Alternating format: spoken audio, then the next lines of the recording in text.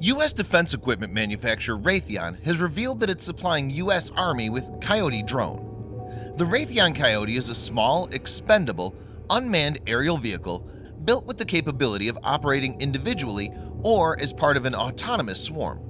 In this video, Defense Updates analyzes how America's Coyote drone will take out Russian and Chinese drones. Let's get into the details.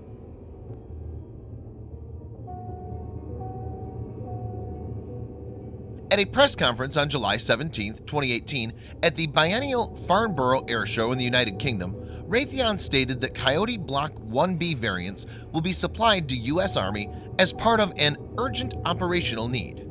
The variant developed for U.S. Army has a small warhead to bring down hostile unmanned aerial vehicles. Raytheon's Vice President for Advanced Missile Systems, Thomas Bussing, said at Farnborough, "We modified these vehicles to have small warheads to take down a quadcopter, for example, or other types of Class 1 or Class 2 UAVs, unmanned aerial vehicles." According to U.S. military's official nomenclature, Class 1 or Class 2 UAVs are less than 55 pounds heavy, can't fly higher than 3,500 feet, and have a top speed under 280 miles per hour. At present, the firm has provided more than 32 drones to the service and is set to fulfill the full order of an unspecified number of the unmanned aircraft by the end of 2018.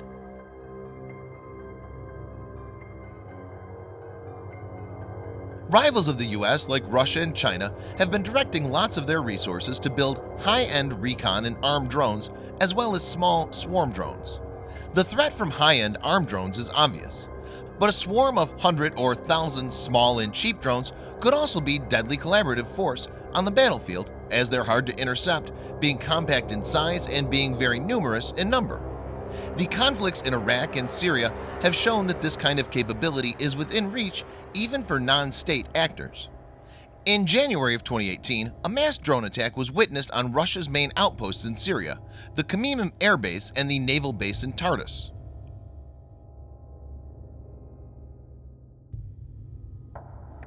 The complete system consists of mainly three components. 1. Two 4-tube launchers on standby Army 6x6 tactical truck. 2. Raytheon's own Ku-band radio frequency system, or KRFS. This fire control radar will cue Coyote to intercept their targets. 3. A generator to provide the necessary power. Coyote weighs less than 10 pounds. It can be launched by firing like a traditional missile from a launch tube, so Coyote could potentially be launched from air, sea, and land in the future. Once it leaves the launcher, the drone deploys its 6-foot wide main wing, rear stabilizer, and tail fins. The operator can now issue commands to control and direct it. According to military.com, the KRFS directed modified Block 1B versions successfully hit 11 out of 12 targets. It's not clear whether or not the drone can spot and engage threats autonomously when it's the right area or requires some user input. Specifications like range and endurance have not been divulged. As per reports, the Block 2 variant, which is more advanced than the Block 1B being acquired by U.S. Army, can loiter up to 1 hour and has a range of 50 miles.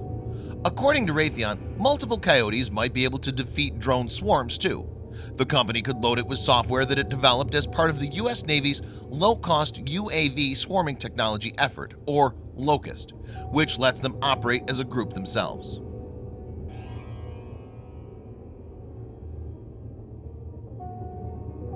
Coyote's relatively low cost makes it a more practical alternative to many existing solutions. Currently, the base variant without fire control radar and warhead cost $15,000 each. Even if the U.S. Army variant costs $20,000 apiece, it will almost be half of FIM-92 Stinger short-range shoulder-fired surface-to-air missile that has a price of $38,000 each. The solution will also cost way less than a Patriot surface-to-air missile. If the U.S. Army commits on purchasing a good number of Coyotes, then per-unit cost would reduce. Thanks for watching.